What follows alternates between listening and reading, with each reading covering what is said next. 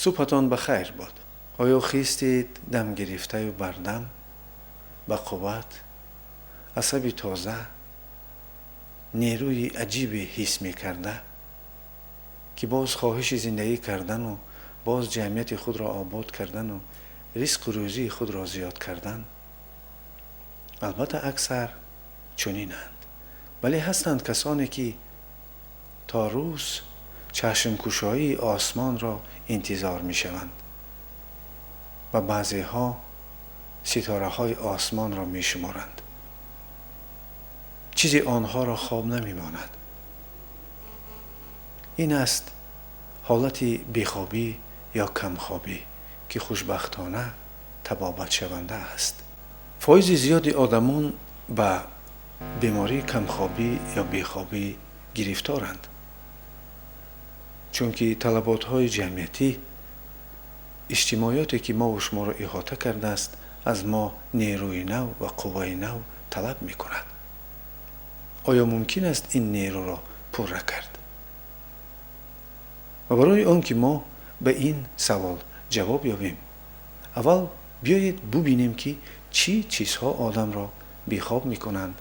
وقتی که خواب می آید که 15 دقیقه دوام می کند، بسیار وقت آدمان در این وقت به خواب رفتن شروع نمی کنند و بعدی 15 دقیقه خواهش خوابروی برهم می خورد و 1.5 ساعت بعد نظم دیگری خواب بالا پیش نوی خود می آید.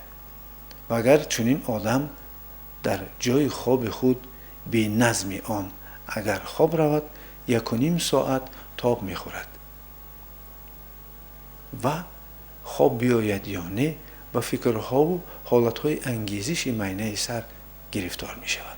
و البته چیزهای دیگری هستند که می توانند انسان را بیخواب کنند، به مانند درد، ترس و فکرها. اگر بدن درد داشته باشد، آن را تشخیص نمودن لازم و به دکتر مراجعت کردن می باید و داروهای بی درد کننده و ضد گزک را استفاده باید برد.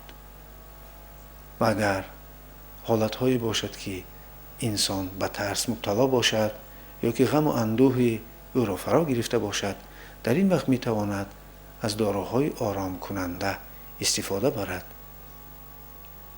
و اگر فکرها انسان را خلل رسانند، آن وقت مشق‌های مخصوصی لازم می آید و این مشق‌ها می توانند در آینده که ما و شما عادت کردیم، حتی درد تن، ترس و هراس و غم و اندوه شما را دور کنند. ما حالا این مشق را برای آن می کنیم که شما خواب شب خود را به تنظیم بیارید و این مشق روحی است و برای این شما در جای نغز بنشینید و ستون مهره خود را راست گیرید و دستان خود را در بالاهای زانو ها بگذارید و خود را در میانه سر در بین آن قرار دهید. اکنون تمام وجود خود را حس کنید. دستان خود را، پایهای خود را، شکم و میان و تخت پشت خود را نرم کنید. چون شدت زیادتی از بدن شما گرفته شد، این قوه‌ای هست که برای آرام کردن مرکزی خواب در میانه سر استفاده برده می شود. میانه در حالت انگیزش قرار داشته است و او را به حالت آرامی و غیر فعال مرکز خواب را آوردن لازم می آید. پس چون شما در بین میانه سر قرار دارید، بدن خود را احساس کردید که این مشق روانی را شما بعد خیستن از خواب و پیش از خواب رفتن تکرار می کنید. آرامی عجیبی در بدن خود بیارید. دست و پا، مشکای شکم و میان، گردن و روی را نرم و ملایم سازید. چون آهسته آهسته قوت زیادتی از آنها گرفته می شود، شما خود را در بین میانه سر قرار داده اید و می توانید چشمان خود را بپوشید و چند ثانیه با باطن خود نظر افکنید که کدام عضو شما کدام قسم بدن شما خود را چطور حس می کند و چی احساس می کنید وقتی که شما باطن خود را گوش انداختید. و در خود تکرار کنید من تماما آرامم.